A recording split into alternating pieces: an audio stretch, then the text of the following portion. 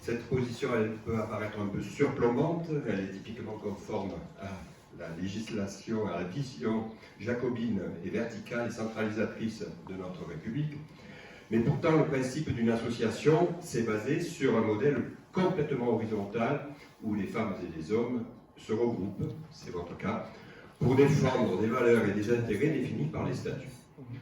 Personne n'oublie que sans adhérents, l'association n'existe pas. C'est pourquoi il est primordial de débattre entre nous de sujets qui nous préoccupent et font évoluer nos réflexions. L'invitation que vous avez eue donnait le thème du débat auquel le CA a pensé, qui est la montagne de Lure, un bien commun, et pour lequel j'ai accepté le rôle de modérateur. Ce n'est pas ma spécialité, mais vous comprendrez que comme l'association ne dispose pas de moyens financiers importants et qu'on réserve ce qu'on a à des enjeux forts comme les recours juridiques, on doit se débrouiller avec les moyens du bord. Je suis un moyen du bord. Pour animer ce débat, nous avons sollicité quelques invités. Leur regard, l'expérience et l'analyse qu'ils ont pu faire de ce territoire montagne de Lure au plateau d'Albion, où porte principalement l'action d'Amilure. Ça devrait conforter la conviction de chacun de défendre les richesses naturelles et culturelles qui constituent l'identité, la beauté et l'attractivité de ce lieu. Ce lien collectif est menacé, on l'a dit, par de nombreux projets industriels d'implantation de centrales photovoltaïques au sol sur des espaces naturels, agricoles et forestiers. La discussion que nous allons avoir devrait aider à apprécier les enjeux, à en évaluer les risques et les menaces qui cernent notre territoire, guider les choix et les positions pour sa défense. Donc voici les personnes qui ont accepté de parler avec nous de leur perception personnelle de la montagne de Lure comme un bien commun à préserver. Après chaque intervention, qui devra être assez courte, vous pourrez, si vous le souhaitez, adresser vos questions et observations en respectant la règle de la courtoisie et en veillant à la concision de vos propos pour qu'on puisse répondre et aborder tous les sujets dans un temps que nous limiterons à 1 heure.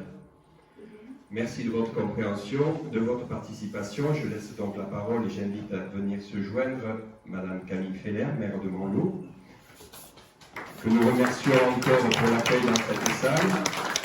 Daniel Musset, ethnologue. Tu veux. Jacques Bergeron-Berger. Aline Sabouron, chargée de mission au Parc du Luberon.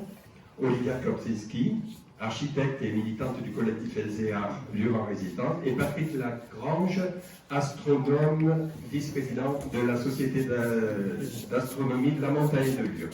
Installez-vous.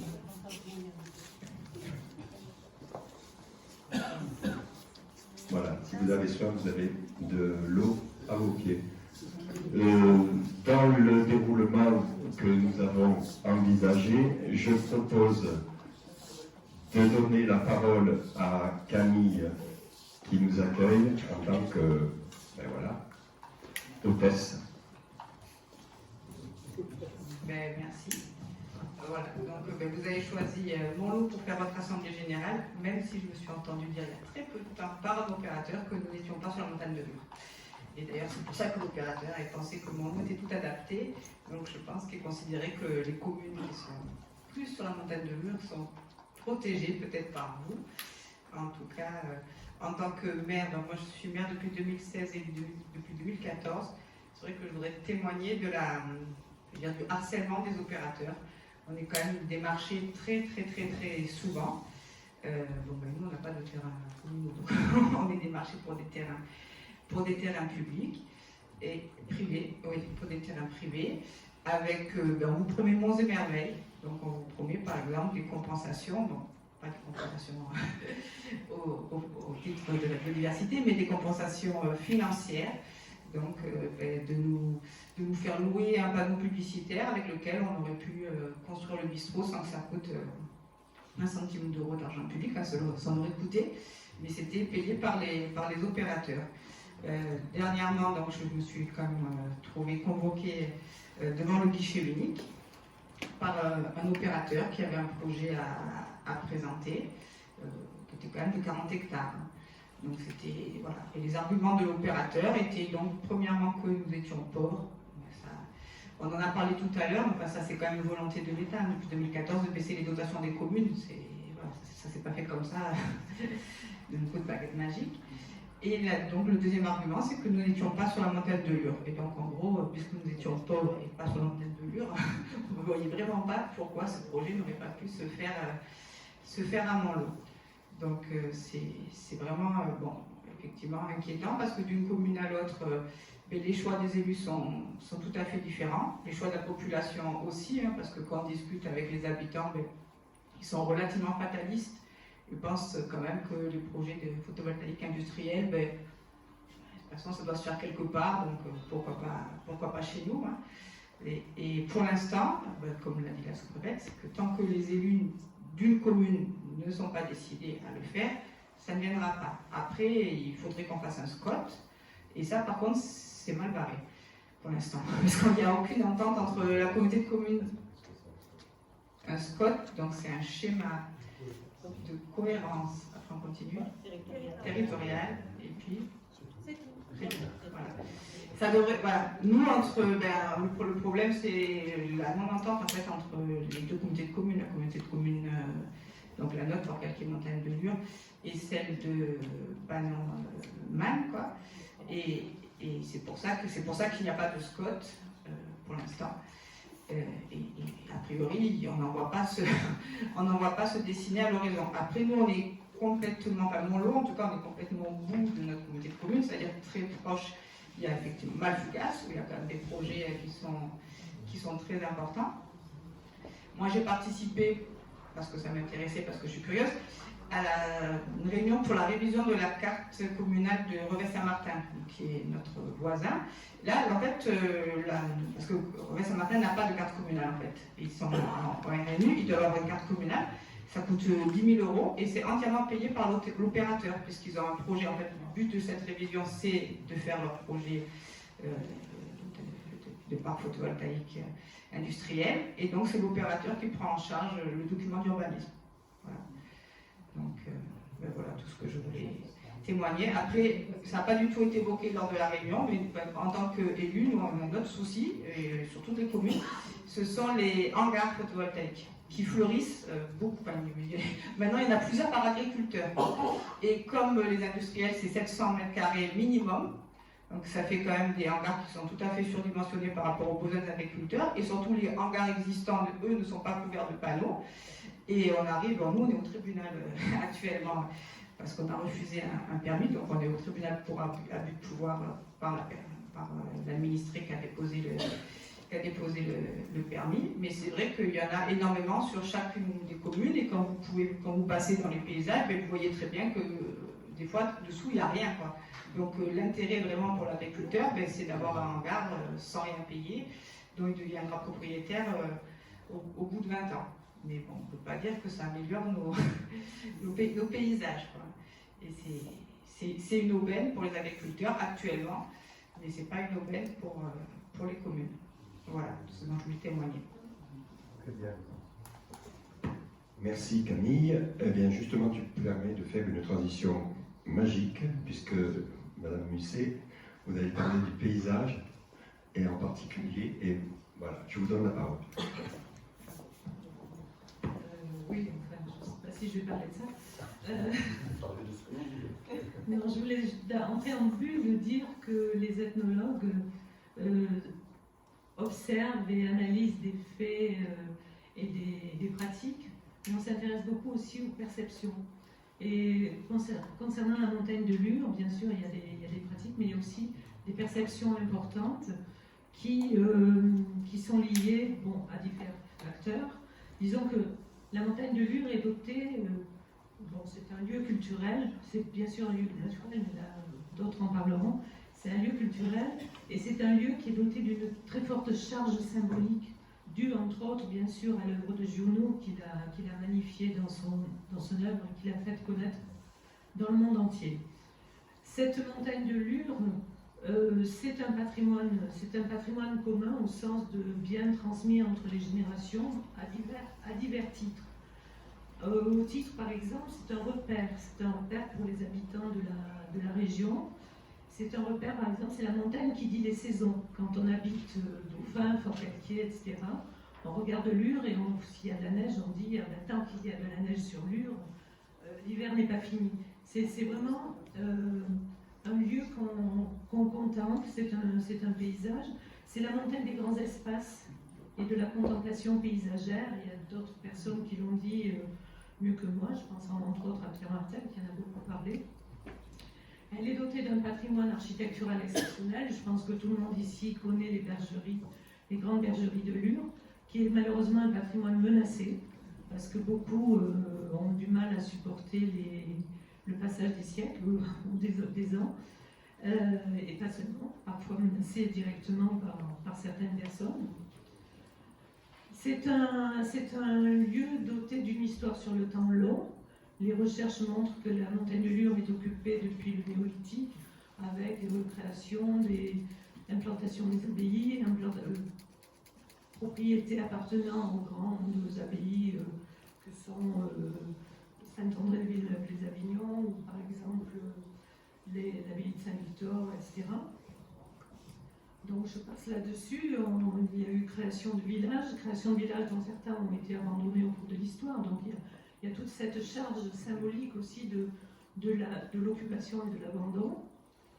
C'est un territoire parcouru depuis très longtemps. Je pense en particulier à la transhumance.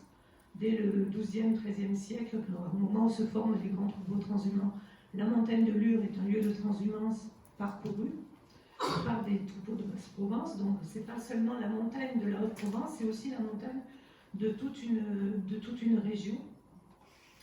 Il y a bien sûr le travail en forêt, etc. C'est un territoire refuge.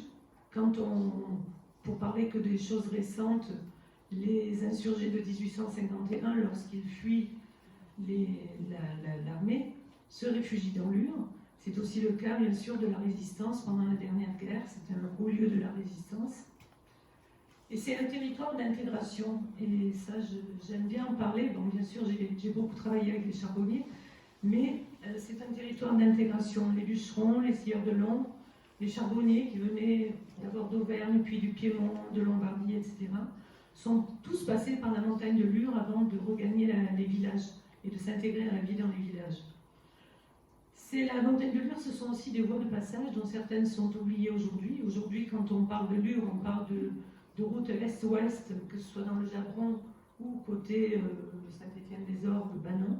Mais pendant des siècles, ça a été une montagne traversée de nord au sud, traversée pour diverses raisons. Elle a été parcourue par les habitants, par exemple, les habitants du Jabron, je ne sais plus s'il y a des parties, les habitants du Jabron qui allaient travailler en Basse-Provence, par exemple, pour les moissons, passaient par Lure pour se rendre plus au sud.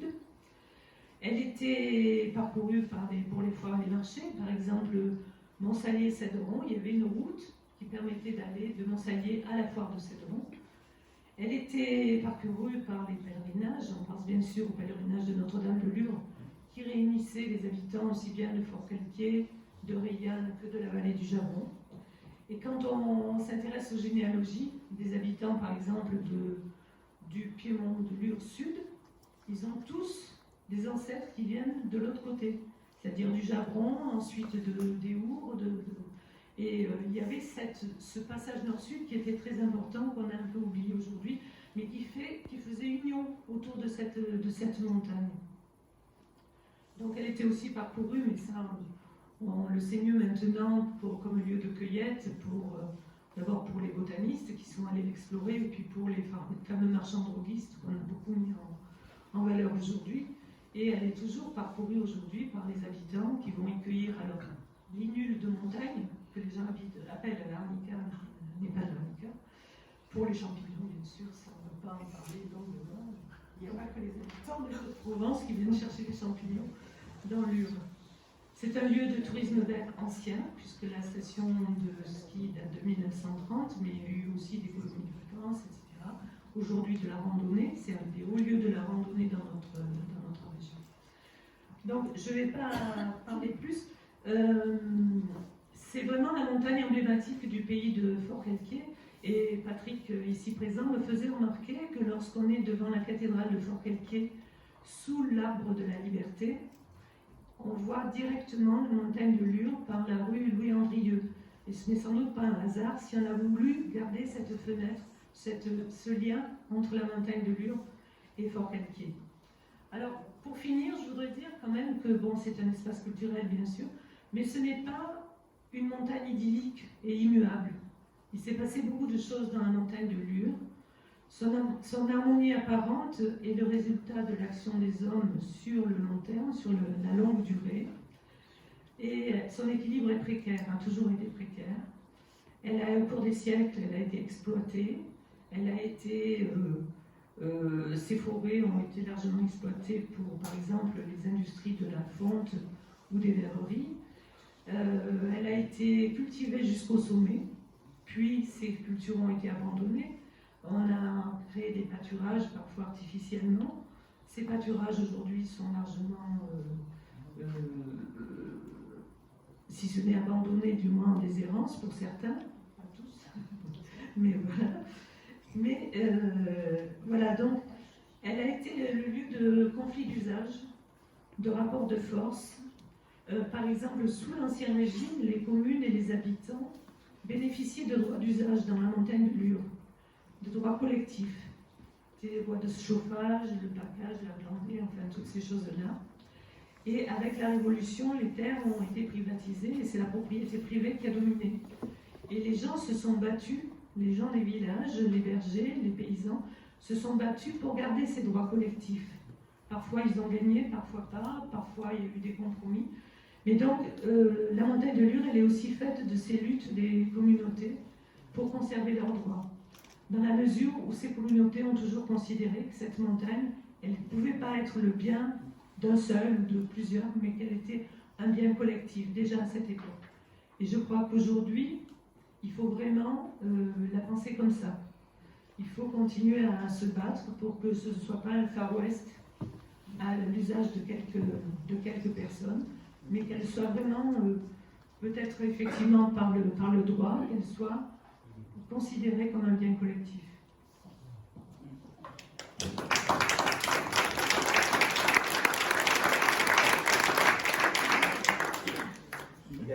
Merci beaucoup de cette présentation.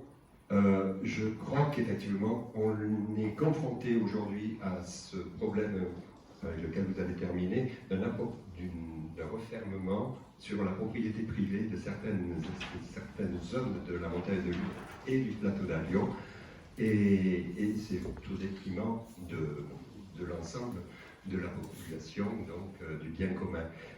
Avant de passer la parole à notre intervenant suivant, je voulais vous demander si vous avez des questions à poser aux deux intervenantes qui viennent de s'exprimer. Pas de questions? Juste oui.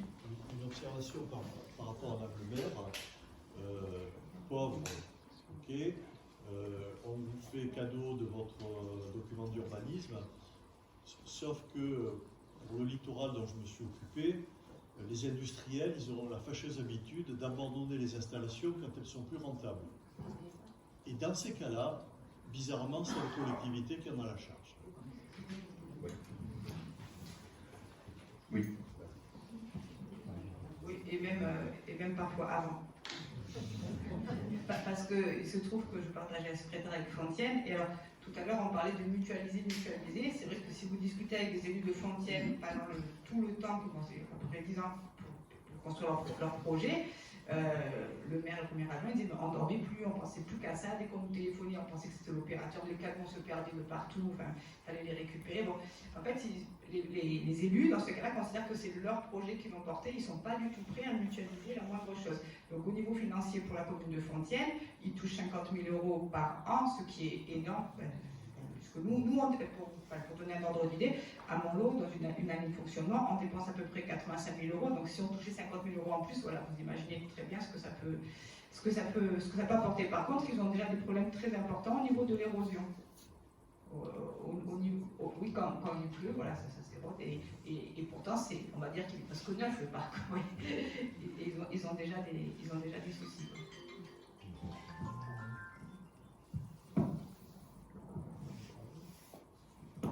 D'autres interventions? Eh bien, alors, je donne la parole à Jacques.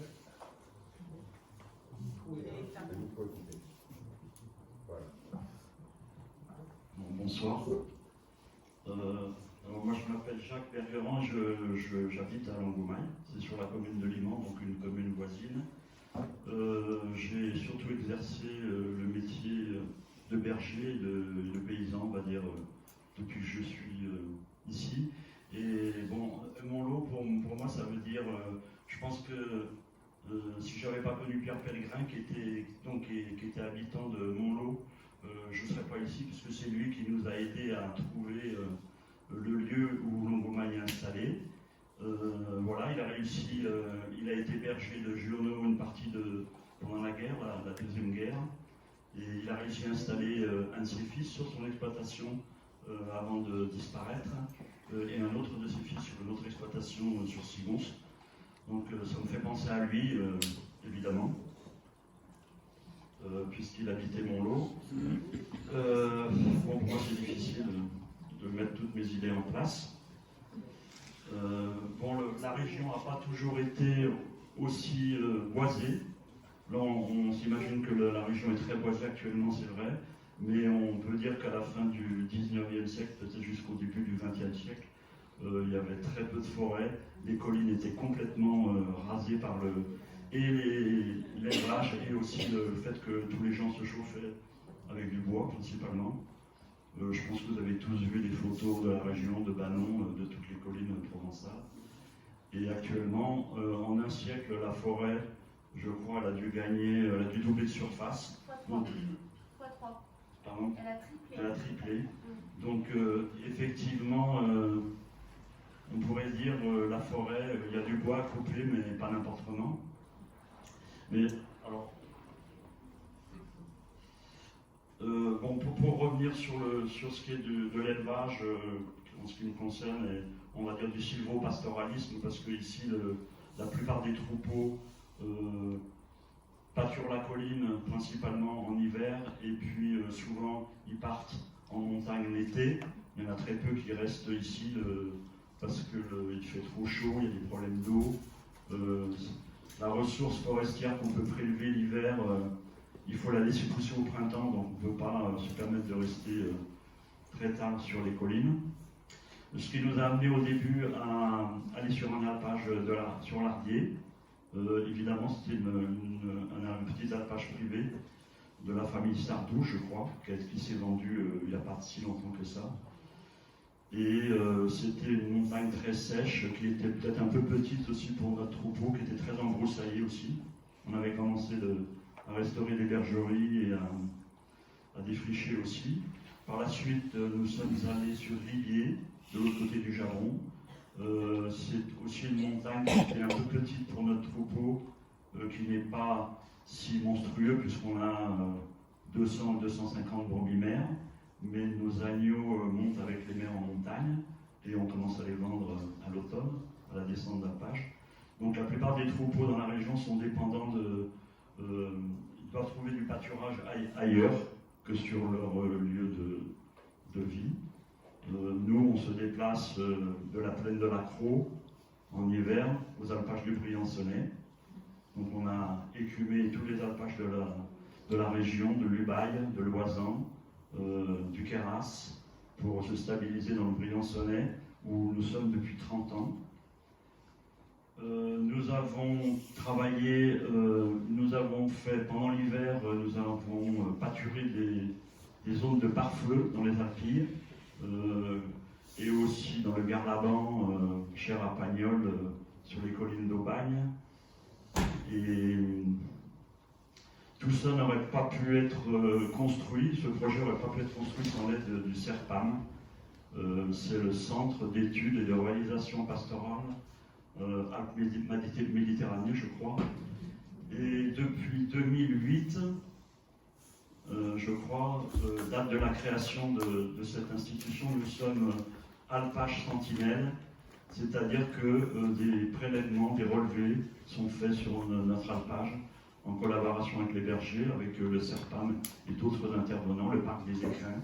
C'est une initiative, je crois, qui est partie du parc des Écrins. Actuellement, je crois qu'il y a 23 alpages sentinelles sur l'arc alpin. Et j'ai appris récemment qu'il y en avait 2 sur le Luberon, ce qui est très intéressant.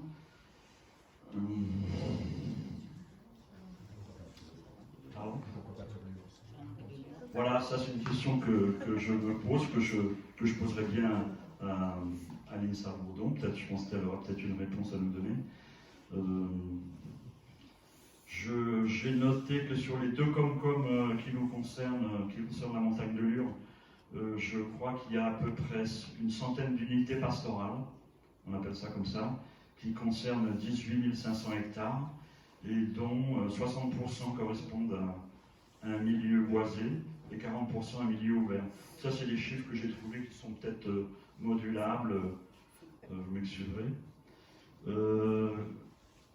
Je ne vais pas m'étendre plus sur sur l'état de la région parce que au début j'avais commencé à faire un texte de 2 pages, puis après il faisait 3 pages, et maintenant il fait 6 pages. Donc on peut passer toute la soirée à discuter d'agro-pastoralisme, de sylvo-agro-pastoralisme, parce que la plupart des exploitations, des fermes ici, elles font de l'agriculture, de l'élevage, et elles ont un lien avec la forêt. Et bon, maintenant, les exploitations de plus en plus se spécialisent, et ça c'est un problème. C'est un problème. Autrefois, les paysans, il fallait qu'ils touchaient à tout. Ils étaient capables de faire beaucoup de choses. Voilà. Je voudrais saluer quelques initiatives locales auxquelles je n'ai pas vraiment participé, mais dont j'ai eu connaissance.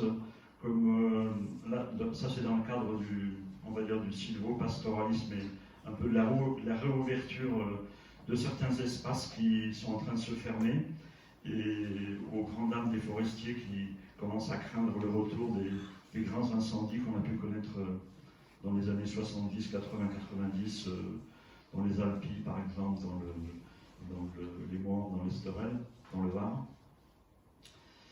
C'est l'association syndicale libre du Trébou à La Roche-Giron.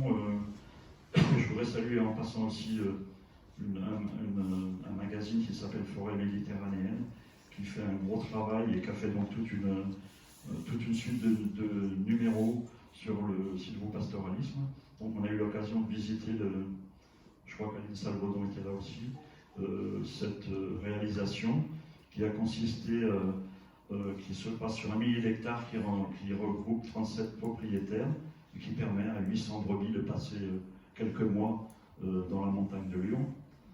C'est un espace qui a été réouvert, où on a amené de l'eau. Évidemment, ici, le problème de l'eau est très important. Donc, réouverture sylvopastorale de certains espaces forestiers dans une optique de défense de la forêt contre les incendies et aussi pour conforter des petites exploitations agricoles. La plateforme Bois Énergie de proximité de Banon, j'ai cru comprendre qu'elle battait un peu de l'aile, peut-être je me trompe. Aussi, l'association forestière La Lozon, qui a été créée en 2014, c'est plutôt des propriétaires forestiers. Je ne sais pas, pour l'instant, il n'y a pas vraiment de projet pastoral. Peut-être parce que dans les propriétaires, il n'y a pas vraiment d'éleveurs, enfin voilà, qui n'ont pas de troupeaux. Et ça concerne aussi à peu près 1 millier d'hectares. Et ça, bon, eux, ils veulent développer un peu une autre sylviculture, parce que la montagne de Lure, effectivement, elle est hyper fragile dans la mesure où un peu elle est au confluent du climat méditerranéen et du climat alpin, où elle est très très riche, ce qui en fait une région très très avec énormément de diversité, ce qui en fait son intérêt, mais par contre elle est très fragile. Elle subit actuellement le réchauffement climatique, on peut dire, de plein fouet.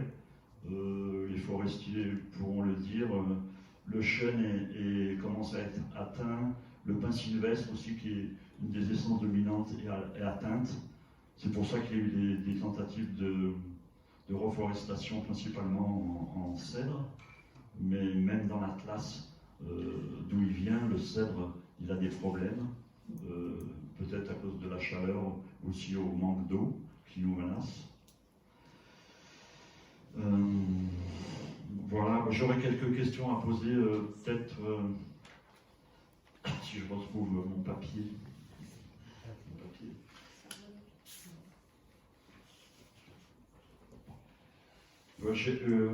Je sais aussi que le parc du Luberon il pilote une opération qui est un peu comme un GIEC local. Donc il fait de l'observation, des relevés, qui essaie d'en tirer des pistes pour nous permettre d'être réactifs par rapport au changement climatique principalement, qui nous attendent plein fouet.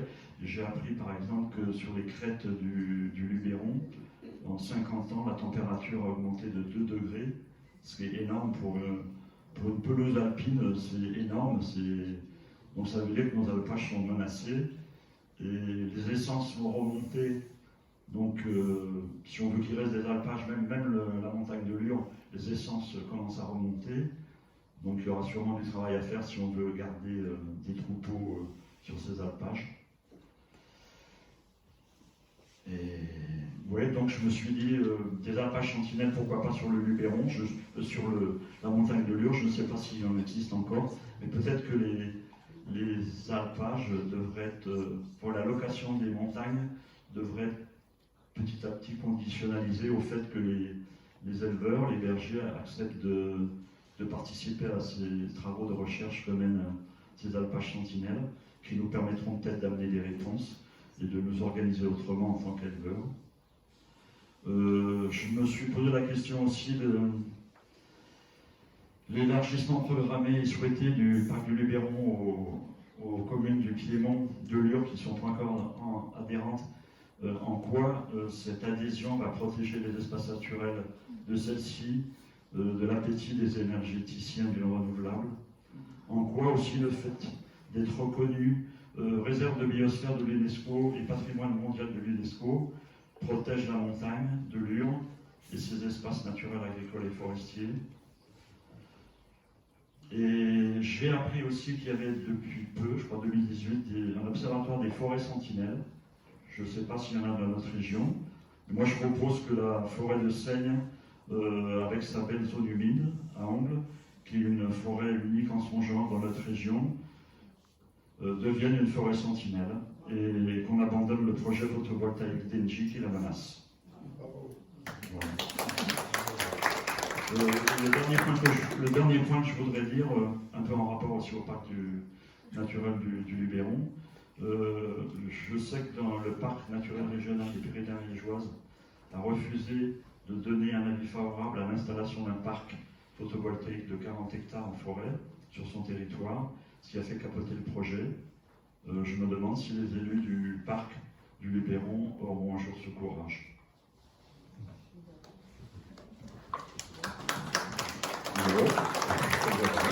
Merci, je crois que l'intervenante suivante est toute désignée et je lui donne la parole. Aline. Oui, bonsoir à tous. Donc Aline Salvedon, moi je suis ingénieure forestière. Je travaille au parc naturel régional du Luberon et j'ai eu une salve de questions par Jacques, donc je vais tâcher d'y répondre, d'autant que bon, j'avais prévu de vous faire quelques rappels sur les écosystèmes, les milieux naturels, mais que Jacques Berberan l'a déjà fait. Hein, donc, notamment qu'effectivement, la montagne de Lure subit l'action humaine depuis toujours, hein, depuis que l'homme est dans la région, ce qui fait déjà un bon bout de temps.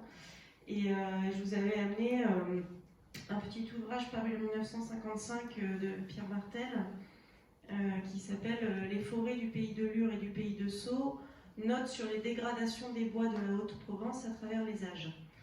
Et donc l'idée de ce petit livret, c'était d'expliquer que voilà, la forêt avait de tout temps été surexploitée, que du coup les écosystèmes étaient perturbés, que la montagne subissait de l'érosion, et que toutes les facteurs passés de dégradation étaient en train de se poursuivre aujourd'hui en 1955, avec l'arrivée des tracteurs, des Dodge, etc. Et qu'il n'était pas contre le progrès, mais qu'il faudrait plutôt l'utiliser à du reboisement qu'à du déboisement. C'est ce qu'il disait en 1955. Donc je vous vois un peu comme les suivants de cette tradition de préservation. Et je voudrais quand même là, pour ce qui est de la forêt, apporter un message d'espoir, c'est-à-dire que depuis 1955, contrairement et heureusement aux inquiétudes de l'époque de Pierre Martel, la forêt a quand même vu sa surface multipliée par 3 sur la montagne de Lure. Dans l'ensemble, on ne va pas se chipoter sur les périmètres, mais voilà. Et ça a été dû non pas à des décisions publiques et à des volontés de préservation de l'environnement, mais tout simplement à l'exode rural, qui est vraiment le négatif de la croissance forestière et le négatif de l'exode rural. C'est documenté partout en France et heureusement, parce qu'à cette époque encore, la forêt pouvait coloniser les terrains abandonnés par les populations. Je ne sais pas si à l'heure actuelle, avec le réchauffement climatique, elle aurait la même vivacité, la même capacité à se développer, mais en tout cas, voilà, soyez rassurés quelque part, la situation est moins pire qu'en 1955. Alors, je ne suis pas là du tout pour dire qu'un parc photovoltaïque c'est acceptable en forêt, mais c'est pas du tout mon propos, voilà. Mais c'est juste pour vous dire que, ouf, on peut respirer, on n'a plus de problèmes d'érosion, on n'a plus toutes ces dégradations de l'écosystème qui peuvent être irréversibles, notamment en Maghreb, on voit ce que ça donne, c'est complètement irréversible. Enfin, ça paraît irréversible, en tout cas ça va prendre très longtemps à cicatriser. Nous ici, grâce à l'industrialisation quelque part des villes et à l'exode rural, finalement, nos campagnes se sont renaturées. Et ça va jusqu'au retour des grands prédateurs, du loup, etc. Donc cette renaturation, elle continue, c'est un phénomène assez inexorable et dans lequel quand même on peut avoir confiance quelque part. C'est vrai que c'est bon. Voilà, je voulais dire ça, puis je ne m'étendrai pas beaucoup plus sur le milieu naturel. C'est vrai ce que vous avez dit aussi, Jacques, cette extension de la forêt menace des zones de pâturage et des zones où il y a une très forte biodiversité, notamment sur les crêtes, parce que ça va fragmenter les zones ouvertes des crêtes, puisque la forêt remonte et des fois elle fait la connexion avec le versant nord. Donc problème de risque incendie, problème de disparition de certaines espèces. La vipère d'Orsini, elle vit pas en forêt. Elle vit dans les milieux ouverts de cailloux, surpâturés depuis 2000 ans par les troupeaux. Voilà. Si on enlève les troupeaux, il n'y a plus de vipère d'Orsini. Donc il faut aussi balancer un peu toutes ces choses-là. Donc à moins qu'il y ait des questions sur les milieux naturels, je vais plutôt parler des questions institutionnelles.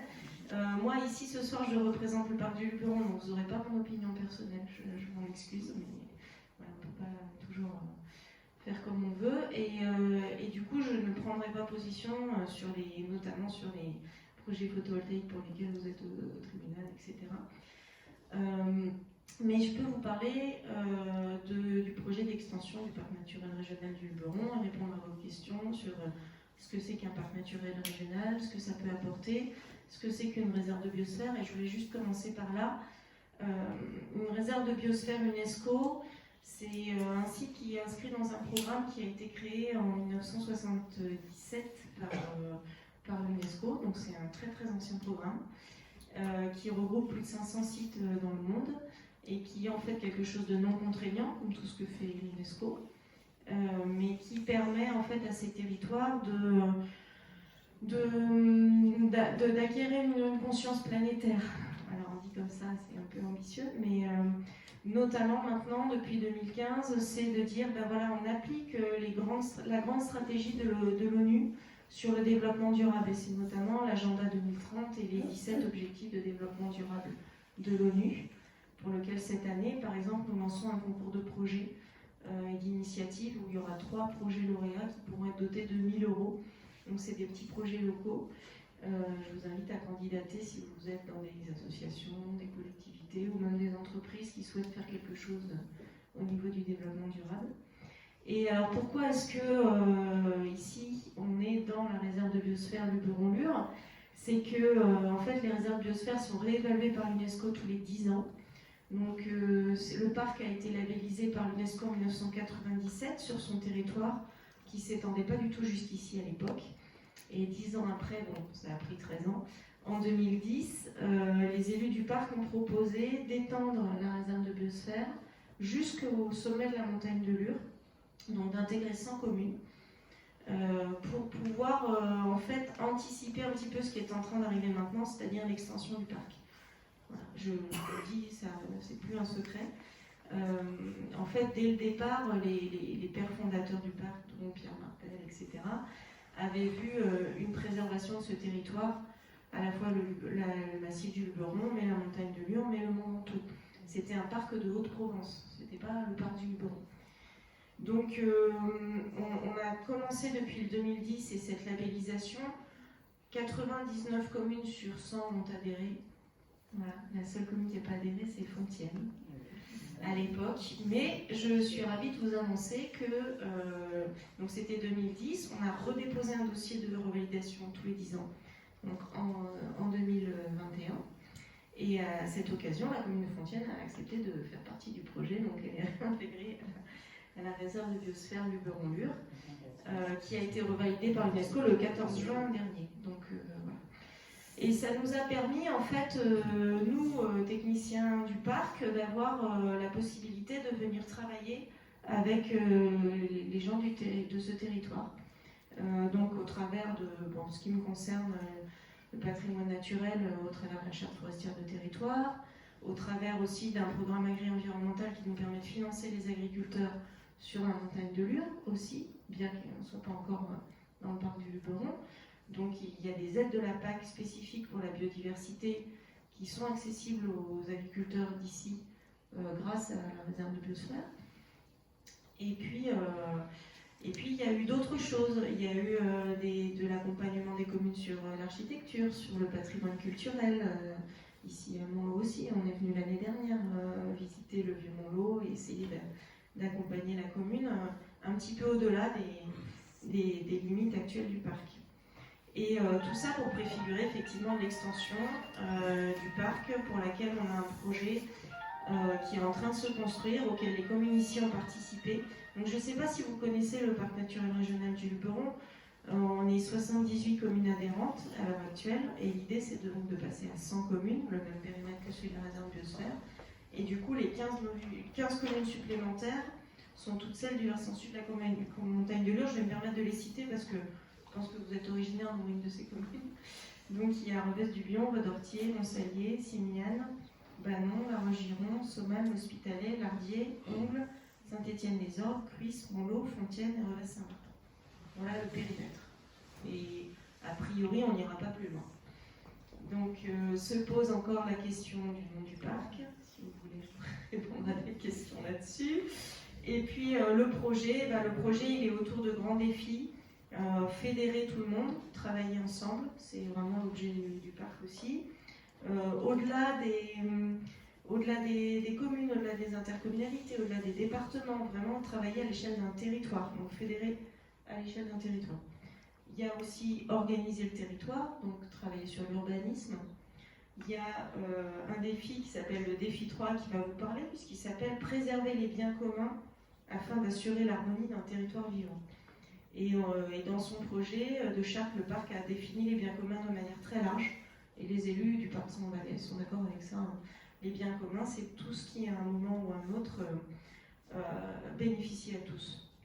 Voilà, que ce soit l'air, l'eau, les paysages, la forêt, etc. Voilà. C'est notre définition. Il n'y a pas de vraie définition des biens communs. C'est très débattu entre sociologues.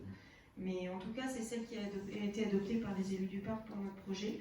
Le défi 4 concerne le tourisme et l'agriculture, et notamment la relocalisation, la souveraineté alimentaire et l'importance de la souveraineté alimentaire en viande, notamment. Je reviens aux histoires de pastoralisme et de berger.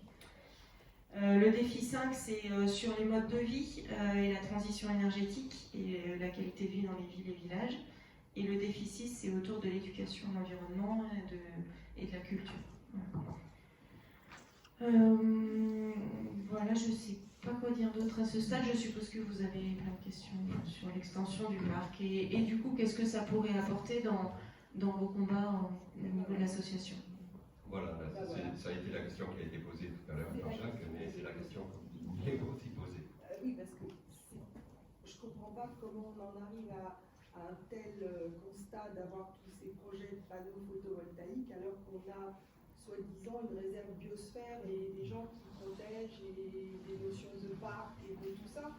Ça ne devrait même pas avoir lieu, quoi. Alors, la réserve de biosphère, je vous l'ai dit, c'est non contraignant. Ça n'a pas de...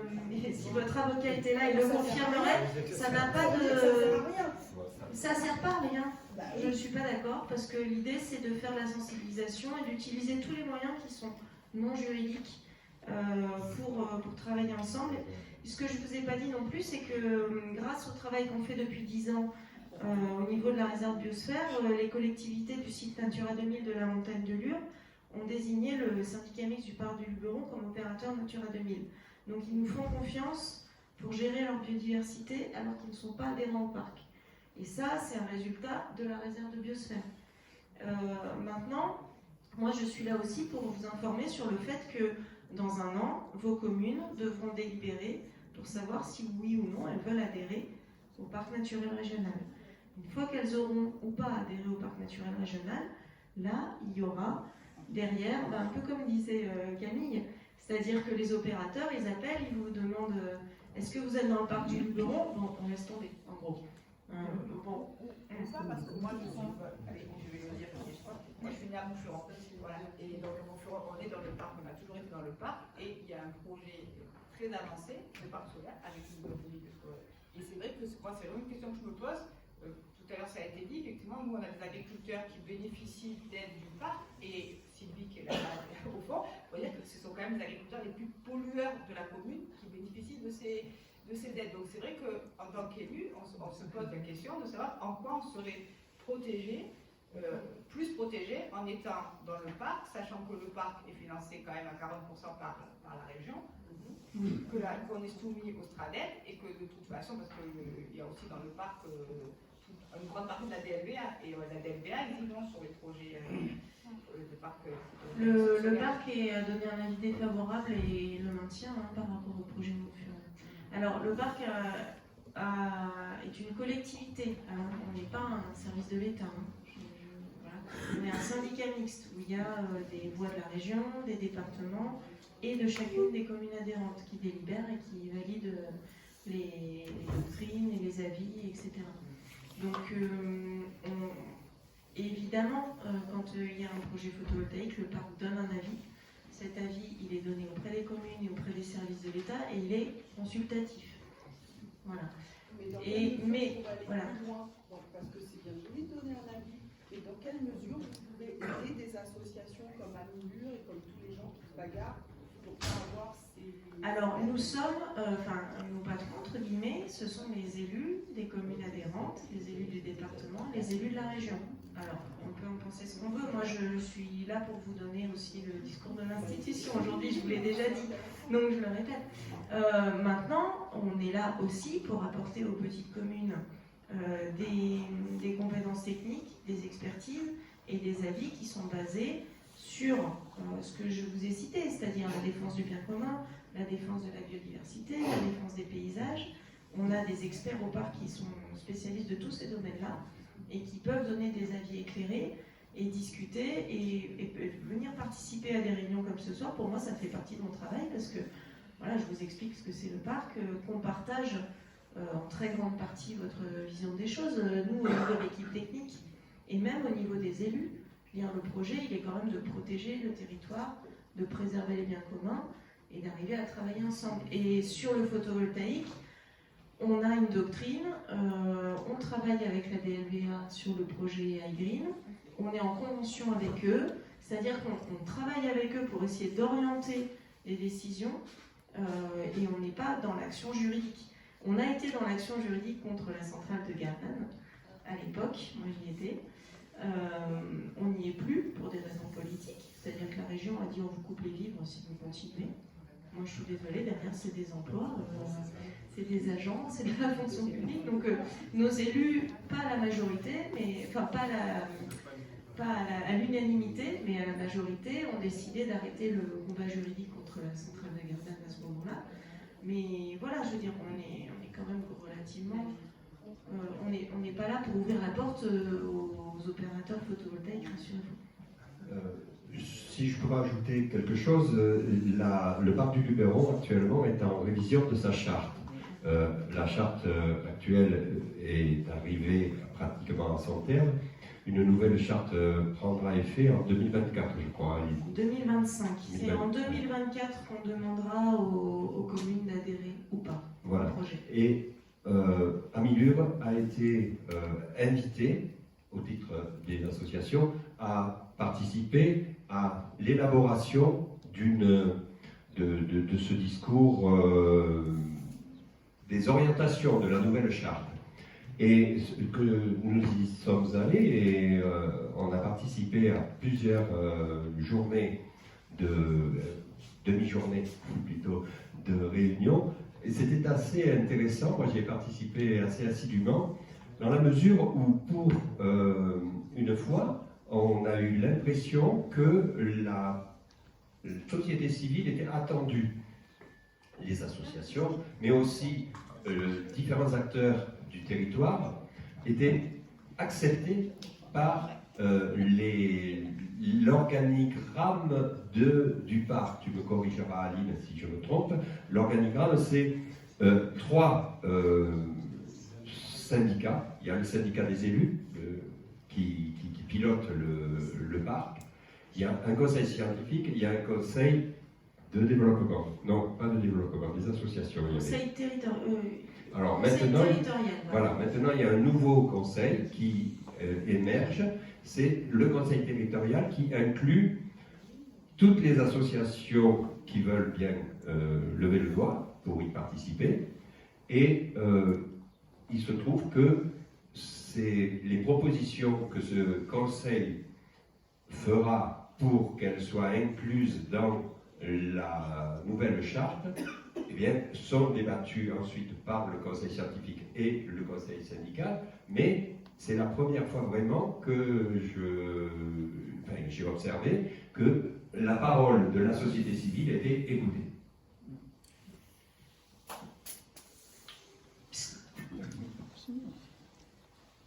Isabelle. Oui, j'ai entendu Jacques dire tout à l'heure, et il fait référence au fait que le parc des Pyrénées ariégeoises s'était prononcé contre le développement du photovoltaïque.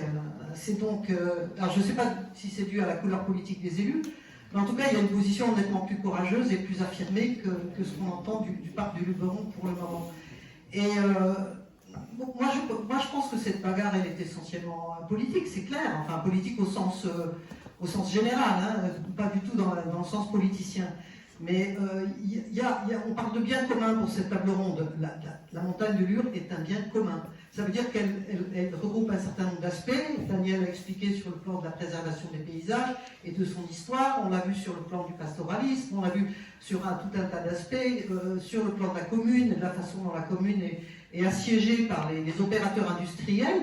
C'est une vraie lutte, c'est une vraie bagarre. Et donc, il faut qu'on ait le sentiment et qu'on soit vraiment décidé. Il y a un aspect qui n'a pas été évoqué tellement, sauf à travers l'histoire, c'est l'aspect social. Ce n'est pas uniquement une bagarre environnementale, c'est aussi une bagarre sociale de création d'emplois.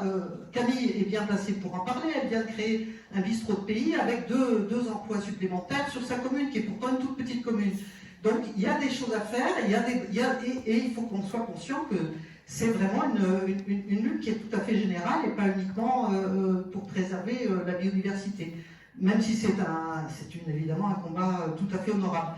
Voilà, et moi je regrette que le parc, j'ai assisté à pas mal de réunions avec Pierre justement de ce conseil territorial, il a été question dans le défi, je ne sais plus lequel numéro, des parcs photovoltaïques, et j'ai trouvé que les mesures étaient extrêmement timides. Il n'y a vraiment pas d'affirmation que le photovoltaïque, la façon dont il se développe, y compris dans notre région, et surtout dans notre région, c'est une offensive financière, il faut le savoir quand même. C'est ça, les opérateurs, on sait comment ça fonctionne. Enfin, il y a même des opérateurs qui ne sont pas du tout du métier d'énergie et qui sont venus sur ce créneau uniquement parce que c'est rentable, à cause des tarifs bonifiés de l'État que nous, contribuables, payons, entre parenthèses, sur nos factures d'électricité. Donc il faut prendre la dimension de cette bagarre. Moi, je regrette qu'on n'ait pas assez vraiment globalisé sur l'ensemble des aspects. Je pense que si on doit faire une synthèse de ces tables rondes, c'est le moment de le faire.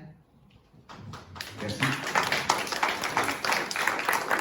Alors, un petit problème de timing. Il est déjà 8 heures passées. Il faudrait que notre table ronde se termine au plus tard vers 8h30.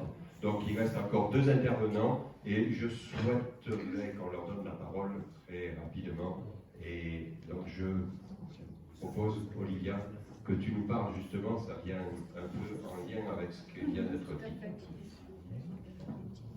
Oui, bonjour à tous. Oui, tout à fait. Donc, je vais continuer sur les belles choses que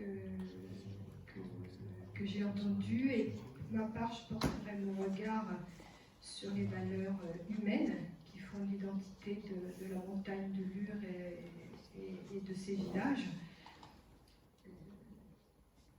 Et je compléterai le portrait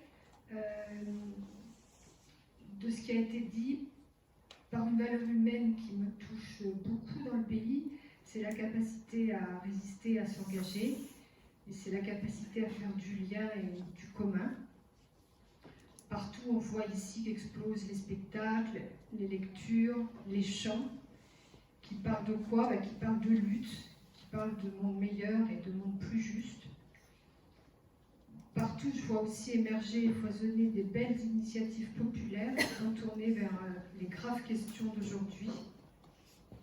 Et je vois à travers cette richesse humaine que nous sommes une population motivée.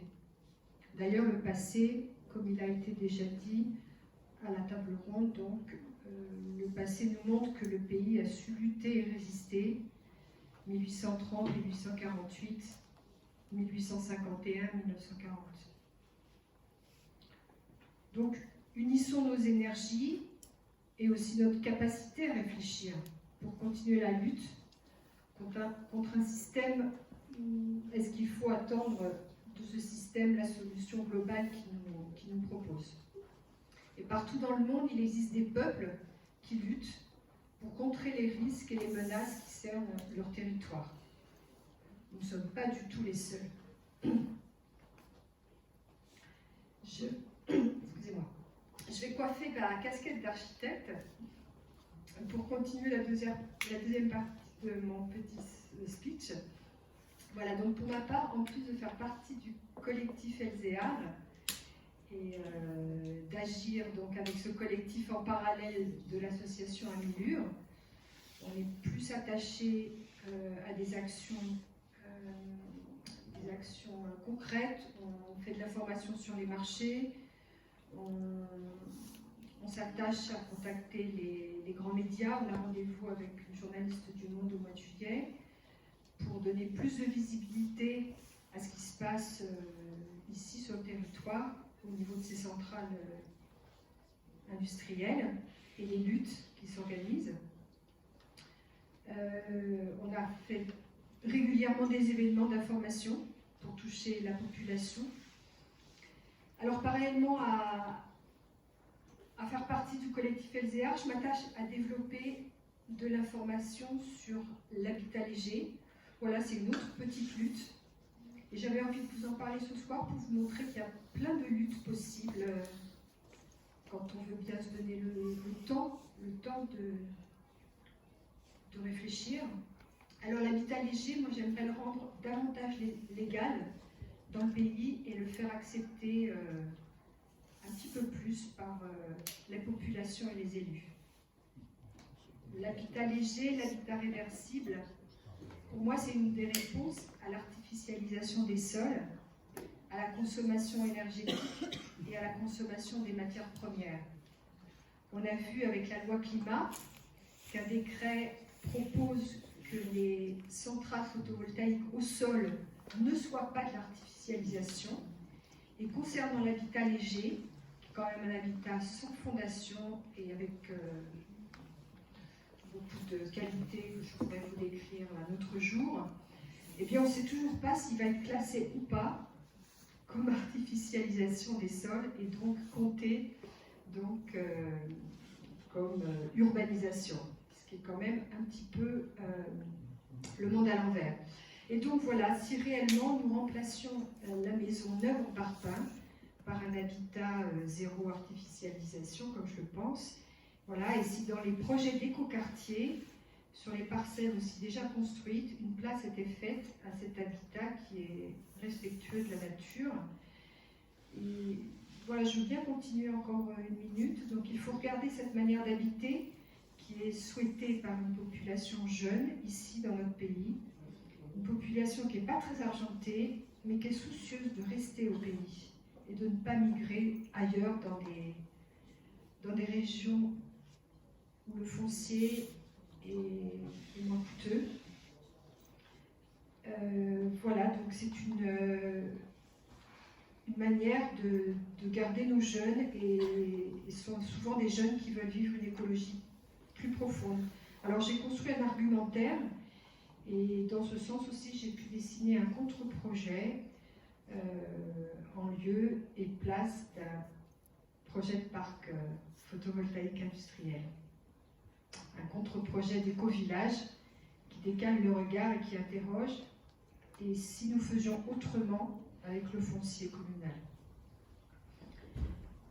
Partout dans les territoires, on s'interroge sur l'urbanisation passée et sur l'urbanisation à venir et les débats sont riches d'idées nouvelles.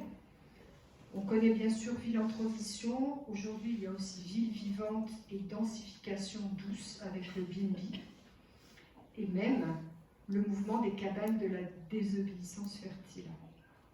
Alors si notre pays de Lure pouvait être un modèle d'adaptation à l'actualité économique, sociale et climatique plus que préoccupante, et si nous nous proposions d'être une terre en résistance, une réserve de diversité humaine dans un monde qui déjà s'effrite un peu partout et s'effondre. Merci.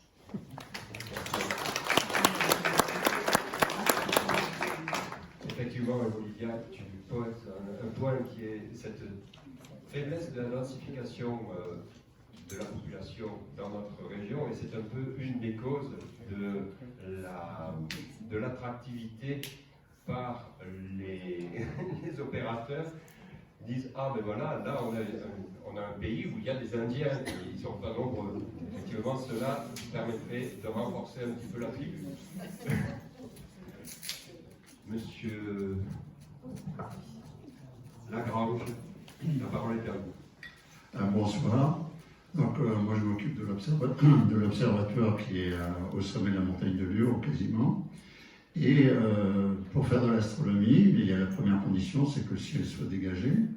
Donc, le ciel est dégagé d'après les statistiques de l'Observatoire de Haute-Provence, 320 nuits par an. Je parle bien des nuits, même si vous avez des orages qui se développent l'après-midi, la nuit, il fait clair.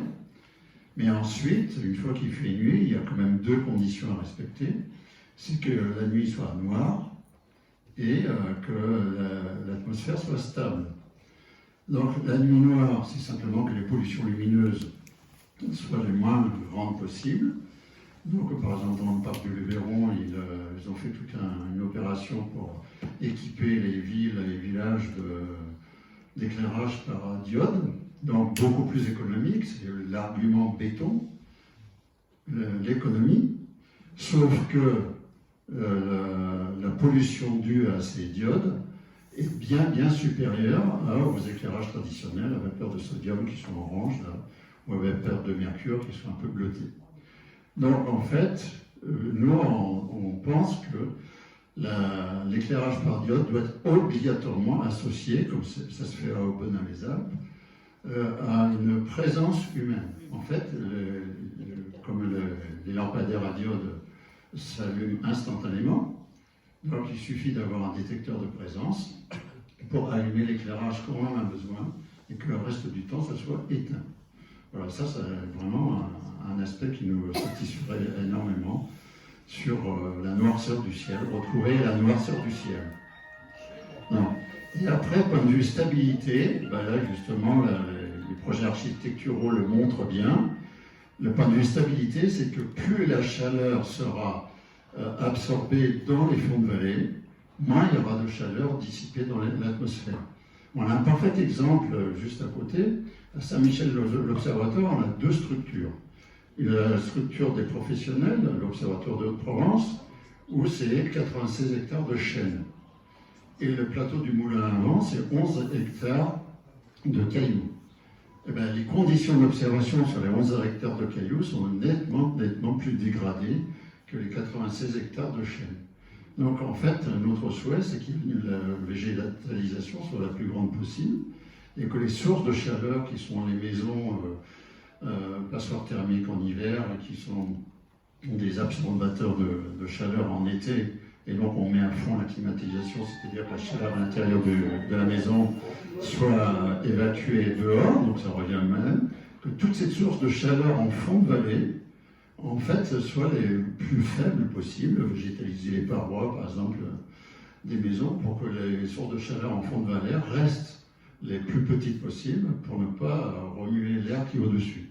Parce qu'en fait, en altitude, on voit tous les remous de ces sources de chaleur qui nous perturbent dans les observations. Alors après, il y a un phénomène un peu qu'on a vécu là, justement la semaine dernière, c'est-à-dire que quand on a des périodes un peu froides, qui est très fréquente au mois de juillet, on a le froid qui s'installe et qui arrive à faire baisser cette atmosphère agitée, et on peut avoir une atmosphère très calme à 1600 mètres d'altitude, ce qu'on appelle la couche d'inversion, c'est-à-dire qu'en fait la température diminue avec l'altitude et d'un seul coup réaugmente. Donc c'est un phénomène climatique local. Et donc, mais on peut en bénéficier vraiment que si les chaleurs des vallées soient les plus faibles possibles. Donc humidité, végétalisation de ces zones-là, pour éviter que ça soit en hauteur. Voilà. Donc c'est un peu nos deux souhaits, exigences. On n'a aucun poids, les astronomes. On n'a strictement aucun poids, mais par contre, on peut arriver à lancer des idées sur des aménagements, justement pour préserver la noirceur de la nuit. Et c'est pas simplement pour les astronomes. Un être humain ne dort bien que si la nuit est noire. Et donc après, il y a la faune qui revient aussi, l'équilibre entre la faune nocturne et la faune diurne. Et le fait qu'on arrive vraiment à avoir des grandes différences de température entre le jour et la nuit, ça améliore énormément aussi le confort de vie. Voilà. Donc voilà, c'est l'aspect de l'astronome qui me fait cacher. Bravo.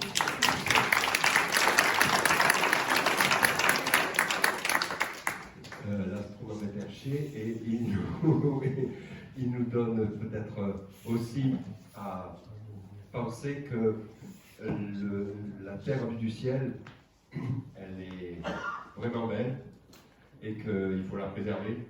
Et peut-être ce sera le mot de fin de cette table ronde. Pardon ? Il y a des questions, oui. Oui, bonsoir. Richard Fay. Une intervention, j'ai vu un consensus sur la forêt. Je ne sais pas assez près, pardon. Un consensus sur la forêt pastoraliste. J'ai entendu dire que la forêt de PACA régionale, ou du moins plus locale, départementale, avait doublé dans les dernières années. Simplement remettre ça dans le contexte mondial. Au niveau mondial, les 10 dernières années, on a perdu à peu près l'équivalent de la surface de l'Espagne. Donc quand on parle de bien commun, on est sur un commun aussi mondialisé, il ne faut pas l'oublier. Simplement pour apporter cette petite notion. Et puis, alors, sans nier l'intérêt du pastoralisme, le besoin du pastoralisme, sans nier les besoins de la défense contre l'incendie. Jacques, tu as cité l'essai du Trébou. Et tu t'es félicité de l'action de l'essai du Trébou. L'essai du Trébou a défriché 100 hectares de forêt. Qu'est-ce qui nous autorise à trouver ce projet plus vertueux que de défricher 100 hectares pour mettre du photovoltaïque? C'est une question que je pose à tout le monde. Comment on approche les paysages, comment on approche la forêt, comment on approche le pastoralisme, comment on approche nos besoins collectifs. Voilà. Merci de m'avoir écouté. Merci de la question. Qui ose répondre? Quelqu'un veut répondre?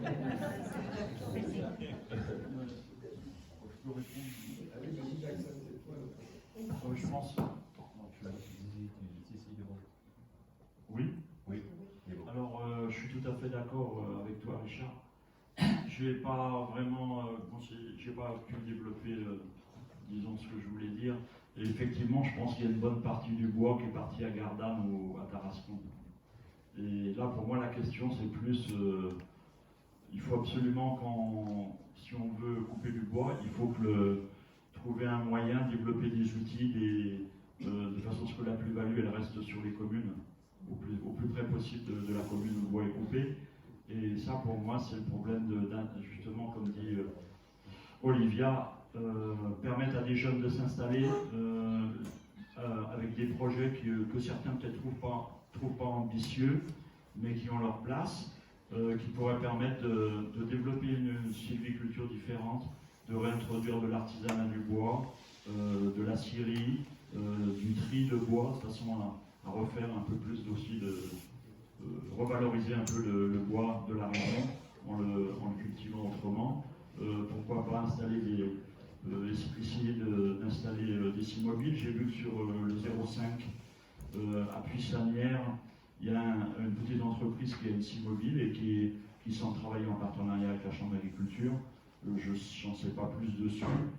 Je crois que dans le parc des Pyrénées-Ariégeoises aussi, ils ont essayé de développer de donner la possibilité à certaines communes de pouvoir utiliser une scie mobile, de façon à ce que la plus-value reste sur le territoire.